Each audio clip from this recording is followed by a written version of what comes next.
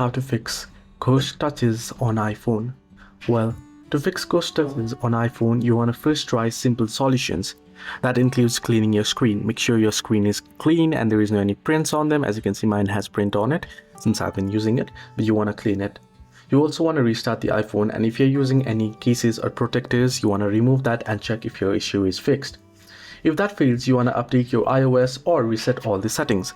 To reset the settings, open up Settings app. Once you open up Settings app, here scroll down and find the General option and head into it. Under General, scroll down below and you shall find the option to transfer or reset iPhone. As you can see, tap on it and it shall give you the list of options.